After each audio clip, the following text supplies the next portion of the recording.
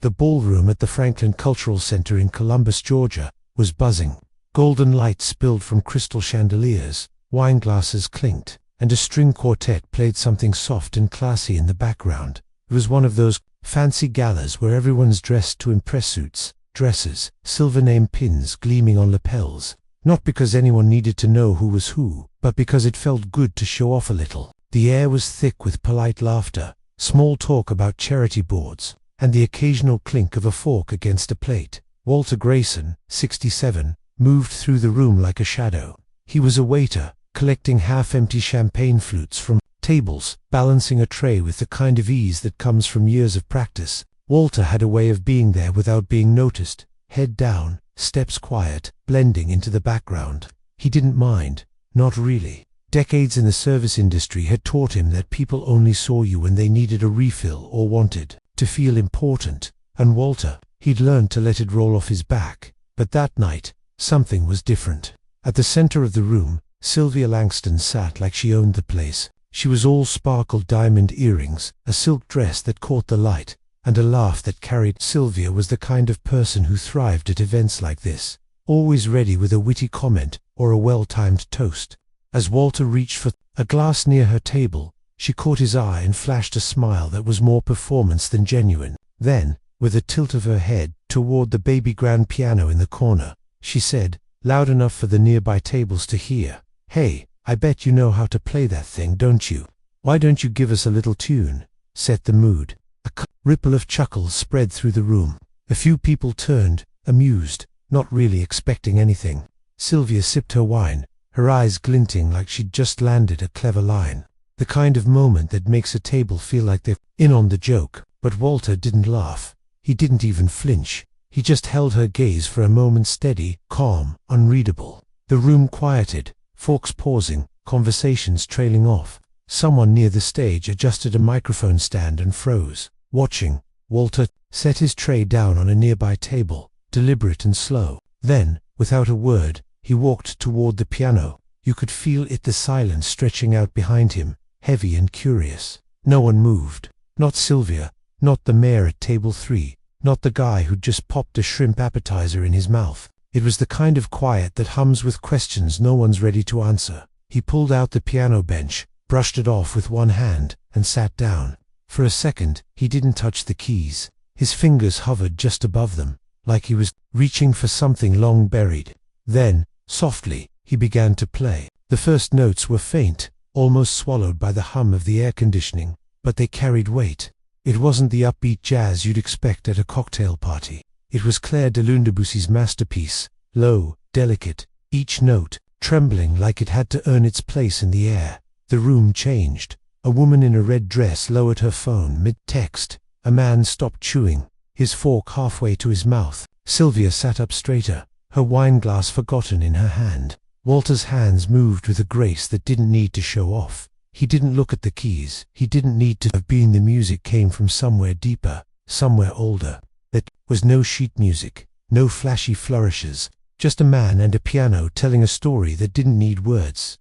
By the time he reached the middle of the piece, where the melody curls in on itself like a quiet sigh, the room was still. A server stood frozen, tray balanced on one hand. The event photographer lowered his camera, caught up to snap a shot. Even Sylvia's face shifted, her smirk gone, her eyes wide, like she was seeing Walter for the first time. And Walter, he wasn't playing for her or the crowd. He was somewhere else, maybe back in a cramped apartment in Baltimore, maybe on a stage he hadn't thought about in years. As the final notes faded, the room held its breath. Then came the applause, not loud and showy, but slow, almost careful, like people weren't sure they deserved to clap. It was different, reverent, tinged with something like guilt. Sylvia didn't clap at first. Her hands stayed in her lap, her wineglass untouched, but her eyes, they weren't the same. Okay, let's pause there for a second. Can you imagine being in that room? 1 minute, it's all chatter and clinking glasses, and the next, this waiter, a guy nobody really noticed, down and plays something that stops everyone cold. It's the kind of moment that makes you rethink what you think you know about people. But here's the thing, nobody in that ballroom had any idea who Walter Grayson really was, or what he'd carried with him all these years. Let's go back and find out. Walter Grayson wasn't always a waiter. He grew up in Baltimore, in a row house with walls so thin you could hear the neighbors' arguments. His mum, Ella, would sing gospel hymns while folding laundry, her voice warm and steady. His dad, a shipyard worker, was quieter, the kind of man who believed hard work trumped big dreams. But Ella saw something in Walter. "You've got music in your hands, baby," she'd say, pressing his fingers between hers. "Don't let anybody tell you different." By 11, Walter could hear a song on the radio and play it back by ear. By 13, he was writing his own musical out, snippets of melody pulled from the sounds of his neighborhood, the hum of the city, the rhythm of his mom's voice. His middle school music teacher, Mrs. Larson, saw it right away. She was the one who brought a college friend, a recording engineer, to hear Walter play. She was the one who helped him apply to Juilliard's pre-college program, and when the acceptance letter came, she was the one who stood outside their house with Ella, both of them crying like they'd won the lottery. Juilliard was a different world. Walter was talented, but the other students had something he didn't, a confidence that came from knowing they belonged. Still, he worked harder than anyone. 8-hour practice sessions, blisters on his fingers, ice packs at night. He didn't go to parties, didn't chase girls. His dream was to clear for distractions. At 23, he graduated near the top of his class. He got an invitation to play at Carnegie Hall for a young composer's showcase. He wore a borrowed suit too big in the shoulders, but when he played, it didn't matter. The audience stood. Walter didn't hear the applause. He heard the silence after the last note, the kind of quiet that felt like home. His name started popping up in small music magazines, college newsletters. People were talking about him, a kid from Baltimore with a gift. But then the call came. His sister Lena had collapsed at her job at a diner. By the time Walter got to the hospital, the doctors were blunt: leukemia. Lena had a son, Jamal, just 5 years old. Their mom had passed a couple of years earlier. There was no one else. Walter moved back to Baltimore. He tried to keep music alive, at first teaching lessons, playing small gigs, but hospital bills don't wait for dreams. He took a job with a catering company, just to get through the tough times. One shift became 1 week, 1 week became a year. When Lena passed, Walter sold his piano. He raised Jamal like his own, got him through school, paid the rent, kept things steady. New York faded into the background, and Walter stopped asking for a second chance. But the music never left him. Late at night, he'd tap out rhythms on the kitchen counter, trying to recall a piece he wrote during a snowstorm in his 20s. He couldn't always remember the notes, but the feeling, that stayed. For 33 years, he worked for the same catering company. People called him sir when they were polite, hey you when they weren't. He smiled either way. Then came the night, at the Franklin Cultural Center, a retirement gala. Nothing special, just another job. Walter was assigned to table service, clearing plates, refilling drinks. He didn't expect anything out of the ordinary, but when Sylvia Langston made her comment, something anger, but a kind of clarity. Her laugh, her assumption that he was just the help, hit a nerve. Not because it was new, but because it was so familiar. The thing about being a waiter is, if you're good at it, people don't see you. Walter Grayson had perfected that for over 3 decades. He moved through rooms packed with politicians, tech moguls, and old money types who thought wealth was a personality trait. He'd heard secrets not meant for him, business deals sealed over dessert, affairs whispered between sips of bourbon. He didn't judge, just kept the glasses full, the napkins crisp, and his presence soft, invisible, reliable. That was the job. Walter had seen it all. The way people's eyes slid past him when he offered a tray of appetizers. The way they'd snap their fingers for a refill without looking up. He didn't take it personally, not anymore. At 67, he knew the score. His life was steady, a small apartment, a used car with a decent radio, enough to cover Jamal's grad school when scholarships fell short. Attention, he didn't need it. He'd traded that for stability a long time ago. But every now and then, during setup before an event, when the room was empty and the florists were fussing with centerpieces, Walter would find the piano, always alone, always for just a moment. He'd brush his fingers over the keys, not playing a full song, just testing the sound, feeling the room. It was like checking in with an old friend, quiet, private. No one ever noticed. Or if they did, they didn't care. Once, at a fundraiser in Atlanta, he worked an event where the guest speaker was a conductor he'd known back in his Juilliard days. The guy had passed on Walter for a summer program decades ago. Now, he just waved away the wine list and asked if the salmon was good. No recognition, no glance. Walter smiled, nodded, kept moving. That's how it went. He'd crossed paths with old classmates, musicians, agents, professors, some still in the spotlight, most faded like him. None of them ever looked close enough to see the waiter was once a peer. It wasn't bitterness, it was just life. When you're older, carrying trays with a slight ache in your back, the world doesn't expect much from you. Walter had made peace with that. He'd tell co-workers who asked usually younger guys killing time on a smoke break that he used to play a long time ago. Then he'd steer the conversation elsewhere. No need to explain how Lena's illness, Jamal's needs, and a string of closed doors had rewritten his story. The smell of old sheet music still took him back to his dorm room in New York. But those dreams, they belonged to someone else now. That night at the Franklin Cultural Center, though, something woke up. Not because Sylvia Langston was mean. Her comment about the piano wasn't cruel, just careless. It was the way she said it, the way the room laughed along, assuming Walter had nothing to offer but service. It stung, not because it was new, but because it was so familiar. Like every time someone had looked at him and seen only a tray, not a man with a history. When Sylvia pointed to the piano, it wasn't just a joke, it was an opening. And Walter took it. Not to show off, not to prove her wrong, but because something in him said, "This is yours, take it back." So he walked to the piano, sat down, and played Clair de Lune. Not for the crowd, not for Sylvia, but for himself. His fingers remembered what his heart had tried to forget. And for those few minutes, he wasn't a waiter. He was Walter Grayson, the kid from Baltimore who once made a room go silent with nothing but a melody. Okay, let's talk about that moment. Can you imagine being Sylvia right then? 1 second, you're the queen of the room, tossing out a little quip for laughs. The next, this guy you barely noticed is playing something so beautiful it makes your stomach drop. That's what was happening to her. Let's get inside her head for a bit. Sylvia Langston wasn't used to being wrong.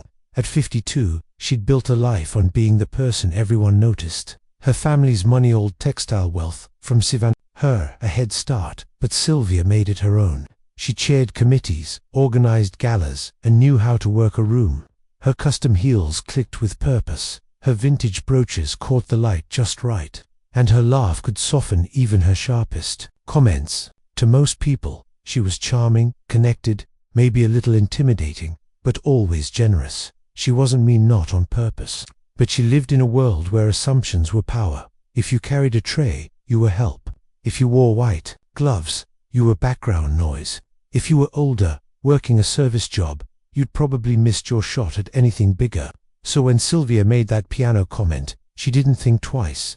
It was a throwaway line, a way to keep the tables. Attention, to remind everyone she was still the spark in the room. She expected a laugh, maybe a polite deflection from Walter. What she didn't expect was for him to walk to the piano and play Dot at first. She thought he might be humoring her, maybe. He'd plink out a little tune, and they'd all clap for the cute moment. She smiled, reached for her wine, ready to lead. The chuckle. But when those first notes of Clair de Lune hit, something shifted. This wasn't a party trick. It wasn't some guy messing around on a keyboard. It was disciplined, soulful, the kind of playing that comes from years of devotion. Sylvia's smile froze. She looked around. Everyone was still. People weren't just listening, they were feeling it. That's when it hit her. Walter wasn't playing for her or the room. He was somewhere else, lost in the music, telling a story she hadn't earned the right to hear. And it scared her. Sylvia was used to being the one with the mic, the clipboard, the final word.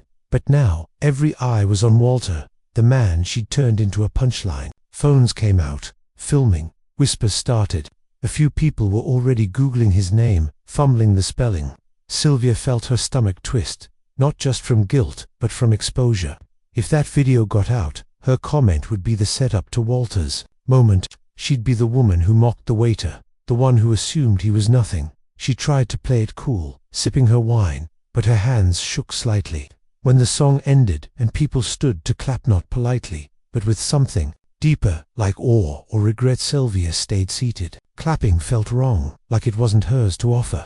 She glanced at Walter, hoping he'd look her way, but he didn't. He just nodded once, professional as ever, and went back to his tray. Good. She wasn't ready to meet his eyes. Man, that's a lot to take in, right? Sylvia's realizing she misjudged Walter in a big way, and the room's starting to feel it too. But this moment's about to get even bigger, way beyond that ballroom. Let's see what happens next. Walter didn't rush the end of Clair de Lune. He let the last note linger, soft and fragile, before lifting his hands from the keys. No drama, just done. He sat for a moment, like the music was still settling around him, then stood, smoothed his jacket, and walked back to his tray. But now, every eye in the room followed him. The applause started small, hesitant, then growled out, firm, filling the space. People stood, some still holding their glasses, caught off guard by their own reaction. It wasn't a showy standing ovation. It was something quieter, almost heavy, like they'd seen something they weren't supposed to. Walter didn't bow or smile. He just nodded once, subtle, and took his place by the wall. The room buzzed with murmurs. Did you know he could play like that? Was that Debussy? I've got chills. A guy in a sharp suit leaned to his wife. Google him. See if there's anything. Someone else whispered. He had to be a professional, right? Sylvia stayed quiet, her hands in her lap, feeling the weight of every glance that flickered her way. No one said it out loud, but she knew they'd heard her comment, and now they were rethinking it. Across the room, a photographer named Marcus Tate lowered his camera. He'd caught the whole thing. Walter's walk to the piano, the first notes, the stunned faces. This wasn't just another gala shot. This was something real. Near the desert table, a local journalist, Lena Brooks, was already typing on her phone. She'd come to cover the gala for a small arts blog, supposed to write about dresses and donation totals. But now, she had a story. Her notes app filled up fast. Waiter plays Clair de Lune. Crowd speechless. Sylvia Langston comment. Emotional, need, background. Even Walter's co-workers were floored. Javier, a younger server who usually worked the bar, leaned over. Yo, what was that? I didn't know you had that in you. Another guy just shook his head, muttering. That was real, man, like real. Walter didn't say much, just kept clearing plates, refilling water, straightening chairs. His face was calm, but inside, something had shifted. Not pride or victory, just release. He hadn't played like that in years, not since Jamal was a kid and talked him into a small recital at a community center. Back then, he'd barely made it through a page. But tonight, it was different. Maybe it was Sylvia's laugh, sharp and dismissive. Maybe it was the way the room had looked through him all night, like he was part of the decor. Or maybe it was just time. Whatever it was, Walter had played with honesty, not perfection. He didn't expect the attention now humming around him, the whispers, the stares, the phones still recording. Some guests were uncomfortable, like they'd been caught underestimating him. Others were curious, already piecing together a story they didn't fully understand. At the back of the room, a board member leaned toward the gala coordinator. Rachel Nguyen is a union. We might need a release if people are filming. Rachel blinked. He's a waiter. I don't think that applies. The board member shook his head. Not just a waiter anymore. What happened in that ballroom at the Franklin Cultural Center didn't stay there. While Walter Grayson was still clearing plates, wiping down tables, and nodding politely at guests, the moment was already escaping the room. Phones had been out, recording shaky, unfiltered clips of Walter at the piano, his fingers moving like they were telling a story no one expected. By the time he clocked out, changed into his regular clothes, and caught the bus home, the internet was starting to hum. A real estate agent named Carla Hines, who loved a good viral moment, posted a 45-second clip to her Instagram story. Her caption, "Waiter just played Debussy like he's at Carnegie Hall." Whole room froze, dead serious. Another guest, someone Walter didn't even know, uploaded a longer version to TikTok. This guy was collecting glasses 10 minutes ago. Then this happened. The video was Rono edits. No fancy transitions, just Walter, the piano, and a room full of stunned faces. You could hear a woman gasp softly as the final note of Clair de Lune faded. Within an hour, those clips were everywhere, shared, debated, comments poured in. Who is this guy? Is this staged? Nah, that's real talent. People argued over the context, dissected Sylvia Langston's laugh, and wondered if the moment was spontaneous or some kind of setup. Most didn't care about the details. They just wanted a name, Walter Grayson. But Walter, he had no idea. His old flip phone didn't have apps or internet. He rode the bus home like always, his tuxedo jacket folded neatly in his bag, the piano still echoing in his head. He didn't know that Marcus Tate, the photographer, had posted his own video, captioned, "This is why you never assume, unbelievable," or that Lena Brooks, the arts blogger, was already digging for answers. She'd scrapped her original post about gala fashion and was chasing a bigger story. 2 emails, a late-night phone call, and a scanned 1981 recital program later. She had her headline, "Juilliard pianist turned waiter stuns gala with surprise performance." By noon the next day, local news outlets were running with it. Walter Grayson, 67, of Columbus, Georgia, has worked in catering for over 30 years, but decades ago, he was a rising star in Baltimore's classical music scene, accepted to Juilliard. At 17 they mentioned his Carnegie Hall performance, a composition award from his final year, even dug up an old black-and-white headshot from a Lincoln Center flyer. What they didn't mention, what Walter never forgot, was how fast it all slipped away. It wasn't just Lena's leukemia that derailed him, though that was the final blow. Before that, there were smaller cuts. In New York, he'd been invited to perform but never offered teaching gigs. He was praised on stage but ignored at receptions. One music director, after a flawless audition, had said, "That was beautiful, unexpected." Like Walter's talent was a surprise, something that didn't quite fit when he tried to book a solo tour. His agent suggested the recorder that he write for others instead. "You've got skill," the guy said, "but the concert scenes, crowded, maybe work behind the scenes." Walter thanked him and never called back. He learned to stay quiet, not because he lacked ability, but because the world made it clear it didn't expect more from him. That's what made Sylvia's comment sting, not because it was cruel, but because it was familiar. Another reminder that he was seen as dismissible, a man with a tray, not a history. But that night, the piano didn't care about assumptions, and for once, neither did Walter. When he played, it wasn't just about music, it was about taking back a piece of himself. The internet was starting to feel that, even if he didn't know it yet. Comments on the TikTok video piled up. "This is what hidden talent looks like. How did we miss this guy? Somebody get him a stage." Okay, let's hold up for a sec. Can you imagine being Walter, going home after a long shift, not knowing your life's about to change because of a video you didn't even know was taken? That's wild. But the ripples from this moment are just starting. Let's see what happens when the world starts catching up to him. The next morning, Walter woke up to his usual routine. 2 eggs, black coffee, gospel music on the kitchen radio. His apartment was small but tidy, with a worn couch and a shelf of family photos, Lena smiling in her nurse's uniform, Jamal as a kid on the front steps. The voicemail light on his old answering machine was blinking like crazy, but Walter didn't check it right away. He wasn't big on phones. He sipped his coffee, flipped through a newspaper, and got ready for his next shift. Meanwhile, his son Jamal was blowing up his own phone. By 9 a.m., Jamal called, voice half excited, half nervous. "Dad, you gotta sit down. You're all over the internet." Walter laughed it off at first. "For what?" "I played one song." But Jamal wasn't joking. He read out comments, described the videos, even mentioned a message from a local news station asking for an interview. Walter just shook his head. "One song," he said again, but there was a flicker of something in his voice, curiosity, maybe, or unease. By the time Walter got to the Franklin Cultural Center for a luncheon shift, the vibe was different. Co-workers who usually just nodded in passing were staring, whispering.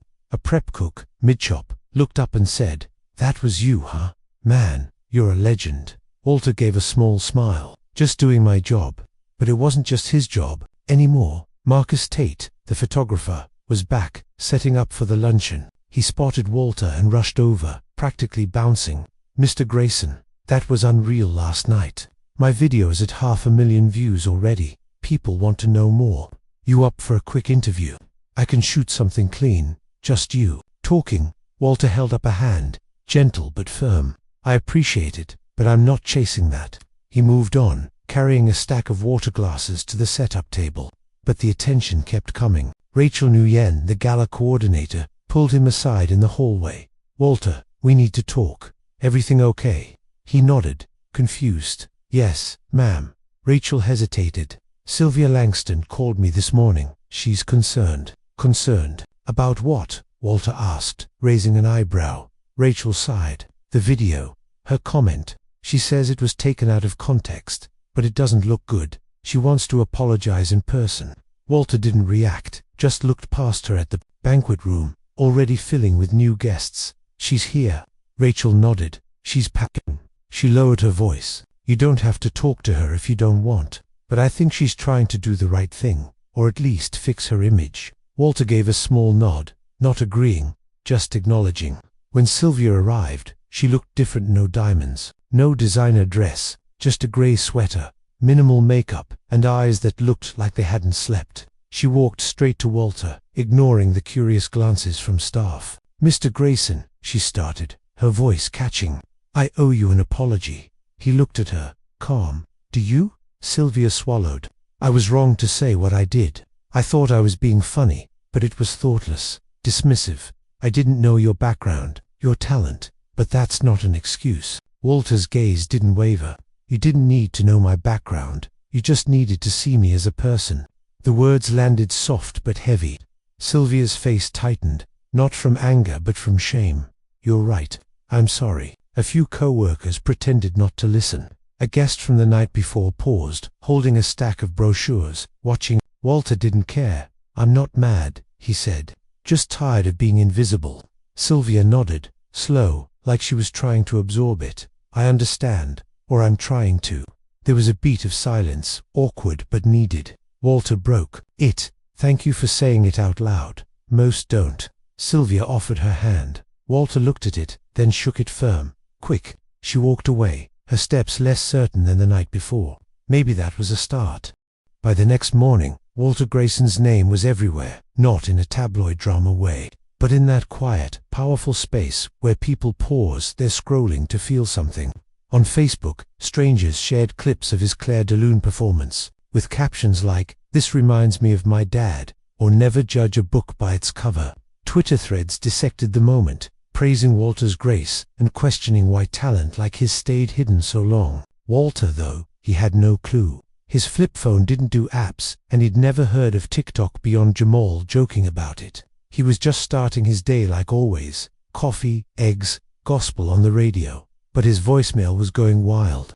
The little red light on his answering machine blinked non-stop messages from local radio hosts, bloggers, even someone claiming to be from NPR wanting his side of the story. Walter didn't check it right away. He was too busy ironing his shirt for another shift at the Franklin Cultural Center.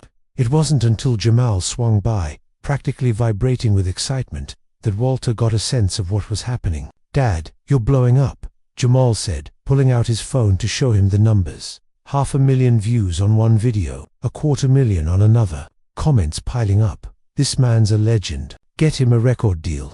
Walter just sipped his coffee, skeptical. "For one song." Jamal grinned. "It wasn't just a song, Dad. It meant something." He read out an email from a local college music department, inviting Walter to speak. 2 students about his life and music. Another from a church asking if he'd play a hymn for Sunday's service. Walter shook his head, half smiling. They're making a fuss over nothing.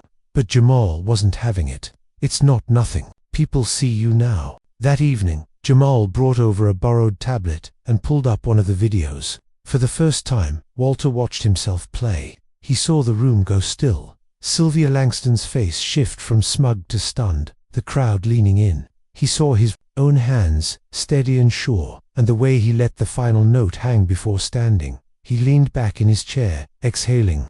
"It's strange," he said. "What?" Jamal asked. "Seeing yourself like that, like you've been waiting to be remembered." Jamal didn't push, just let the moment sit. "They want more from you," he said finally. Walter's smile was small, tired. "Not sure I've got more to give." Jamal looked at him, serious. "I think you do. Always have." "Okay, let's pause. Can you imagine watching yourself go viral, but all you did was be yourself for 5 minutes? That's where Walter's at caught between his quiet life and this sudden spotlight. But the world's not done with him yet. Let's see what happens next. Across town, Lena Brooks, the arts blogger, was still typing. Her post about the gala had exploded, not in a clickbait way, but in that rare way where a story hits a nerve. People weren't just curious, they were moved. She'd gotten emails from former Juilliard students who remembered Walter from the 80s. One wrote, "He had this quiet fire. We all knew he'd be big." A retired professor sent a note, "Walter had magic in his hands. I told a colleague he'd either change the world or disappear. Looks like he's back." The Franklin Cultural Center posted a photo of Walter at the piano, head bowed, fingers blurring across the keys. Their caption read, "A reminder that talent never expires." Even Juilliard's official Twitter account retweeted a clip with a simple, "Some gifts endure." The catering company's phone started ringing, people asking for the pianist. One woman wanted to book him for a private event. Another asked if he'd play at her daughter's wedding. The manager, flustered, kept saying, "He's a waiter, not a performer." But the calls kept coming. Walter went back to work like nothing had changed. He packed a turkey sandwich, took the same bus, sat by the window. The luncheon at the Cultural Center was for an education non-profit, nothing fancy, just beverages and table resets. But the mood was off. Coworkers stared. Javier, the bar guy, nudged him. "You're famous now, huh?" Walter shrugged. "Just doing my job." But it wasn't just his job anymore. Marcus Tate, the photographer, was there again, setting up. He waved Walter over. "People are still talking about you. You thought about doing more, maybe a recital?" Walter kept it short. "Not really my thing anymore." Then Sylvia Langston showed up again, this time at Walter's apartment. No assistants, no designer outfit, just jeans and a navy coat, scarf pulled tight. Walter was folding laundry when he heard the knock. He checked the window, saw her, and opened the door. Leaning against the frame, "You already apologized," he said, not unkindly. Sylvia nodded, nervous. "I know, but that was in a hallway with people watching. This is just me, no agenda." He studied her, then stepped aside. They sat in his small living room, couch, scratched, coffee table, photos of Lena and Jamal on the shelf. Sylvia glanced around. "You have a nice home." Walter nodded. "Built a quiet life. Doesn't get noticed much, but it's enough." She looked down. "That's what, through me, being noticed, but not the way I'm used to." Walter folded his arms. "You're used to attention that works for you." Sylvia didn't argue. "I didn't come to ask for anything. I've been thinking a lot about what that moment felt like for you. You weren't just playing, you were saying something, and I didn't hear it until it was too late." Walter let out a breath, not quite a laugh. "I wasn't trying to say anything. I was just tired of being small. You gave me a chance, even if it wasn't meant to be kind." Sylvia's eyes softened. "I want to learn from it. Not for show, but for real. I've spent years acting like I'm the most cultured person in the room, but what you did, that was depth. I didn't realize how shallow I've been." Walter tilted his head. "You weren't shallow, just unchallenged." She blinked, surprised by his grace. "I don't need your redemption," he added. "But if you want to do something with what you learned, do it quietly, without expecting applause." Sylvia nodded. "I'd like to support something real. Not with my name on it, but something that matters to people who don't always get seen." Walter stood, motioning her to follow. They walked to a small room. At the back of the house, an old upright piano sat by the window, worn, but loved. A metronome rested on top, next to a faded photo of Jamal and Lena. "Got this second-hand," Walter said, running a hand along the keys. "Rebuilt it myself, bit by bit." He gestured to the bench. "You want to know me? Sit and listen." Sylvia sat, silent. Walter played not a grand piece, just a quiet tune he'd written years ago, raw and uneven, like memories pieced together. When he finished, neither spoke. Sylvia stood, eyes wet but steady. "Thank you." "For what?" "For reminding me some things can still change people." Walter walked her to the door. She turned back. "If you play again, for real, I'll be there. Not as a donor, just someone who wants to hear." He gave a small nod, and she left, her steps soft against the porch. 2 weeks after the gala, the community center on Reynolds Avenue was packed. It wasn't a fancy venue, no chandeliers, no wine glasses, just mismatched folding chairs and the faint smell of old books and cafeteria trays. But the energy was electric, a gentle buzz of curiosity and warmth. A simple flyer taped to the glass door read, "Piano Night with Walter Grayson. 6 p.m., free admission." Walter hadn't signed up for anything big, no tickets, no sponsors, no red carpet, just a chance to play again, on his terms. He wore his Sunday jacket, clean and pressed, with a burgundy handkerchief tucked in the poquita gift from his sister Lena years ago. Jamal stood by the door, greeting people like a proud stage manager, directing them to seats with a grin. The crowd was eclectic: Walter's co-workers, local college students, elderly neighbors, parents with kids, even a few musicians who'd heard the buzz. And Sylvia Langston was there. No makeup, no cameras, just a navy sweater and a small notebook. In her lap, she sat in the third row, quiet, her eyes locked on the stage, just another listener, blending into the crowd. The piano was an old upright, donated by a nearby church. It was slightly out of tune in spots, but it had character. Walter ran his fingers along the edge, testing it, then sat down. No speech, no introduction, he just started playing. The first piece was Beethoven's Moonlight Sonata, slow and deliberate, like an invitation to breathe. The room settled, kids, squirming in their parents' laps, an older man near the aisle closing his eyes until the final note. Then came something different, a piece Walter wrote at Juilliard, one he hadn't played publicly in decades. It was warm, full of twists and pauses, like a conversation with memory itself. Not everyone knew it was his, but they felt it. The melody wrapped around the room, pulling people in.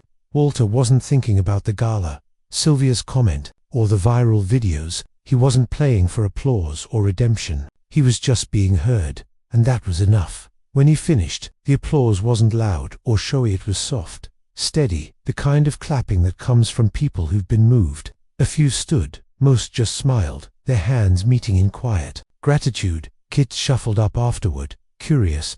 The little girl tugged at his sleeve. "Did you really play in New York?" Walter knelt down, smiling.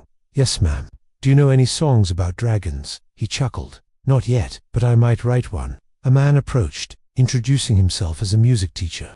"Would you consider visiting our school, just to talk to the kids, maybe show them a few things?" Walter paused. He'd thought that part of his life was over, locked away with his old sheet music. But maybe it wasn't. "Let's talk later," he said, his voice quiet but open. As the crowd thinned and chairs were stacked, Walter stood by the piano, pressing a single key, letting the note linger in the empty room. Sylvia approached, hesitant. "That second piece, it was yours, wasn't it?" He nodded. "It was." She clutched her notebook tighter. "I've never heard anything like it." Walter's smile was small. "You weren't supposed to. Not back then." She looked at him, her voice soft. "I'm glad I did now." They didn't say more. Sylvia left quietly, and Walter stayed a moment longer, hands resting on the keys like they were old friends. The night wasn't about headlines or viral fame, it was about something smaller, deeper. "Okay, let's take a second." That moment, playing for a room full of people who came just for him, no strings attached. It's so pure. But this story's got one last layer to show us what it all means. Let's see how it lands. The next day, no news vans showed up, no influencers chased clout, but something had shifted. A few days later, the community center called Walter Santa had donated a new baby grand piano in his name. No plaque, no fanfare, just a quiet gesture. Soon after, Walter started hosting Saturday sessions at the center. Not formal lessons, just open afternoons for anyone who wanted to listen, learn, or sit by a man who carried music in his soul. Kids came with wide eyes, asking about chords. Teens showed up with questions about life. Adults lingered, some carrying regrets about dreams they'd let go. Walter welcomed them all. He didn't chase the spotlight, but when he played, people listened to him because they were told to, but because they wanted to. The college music department invited him to give a guest lecture. He said yes, surprising himself. He spoke about Juilliard, about Lena, about how life can change your plans but not your heart. The students sat rapt, some taking notes, others just watching him. A man who'd lived a story they couldn't yet imagine. Sylvia kept her word. She didn't start a flashy foundation or slap her name on a building. Instead, she quietly funded a music program at the community center, one focused on kids who couldn't afford lessons. She didn't tell Walter directly. He heard about it from the center's director, who mentioned Sylvia's only request: no publicity. Walter nodded, unsurprised. Maybe she was learning after all. The viral moment faded, as they do. The TikTok comments slowed. The news cycle moved on. But Walter's life didn't go back to the way it was. He still worked catering shifts, still took the bus, still ate his turkey sandwiches, But now, when he walked through the cultural center, people smiled not out of pity or awe, but recognition. Co-workers stopped calling him sir or hey, you, and started calling him Walter. Jamal framed a photo from piano night, Walter, at the keys, and hung it in the living room. One evening, months later, Walter sat at his upright piano at home. The metronome ticked softly, the photo of Lena and Jamal nearby. He played a new piece, something he'd been tinkering with, the melody. That felt like Baltimore streets, gospel hymns, and the quiet of a life well lived. He didn't write it for an audience, but he let Jamal record it, just in case. You never know, Jamal said, grinning. Might be another Dragon song in there. Walter hadn't become famous. He hadn't signed a record deal or gone on tour, but he'd become something better seen. Not for one viral moment, but for who he was, who he'd always been. And that was enough.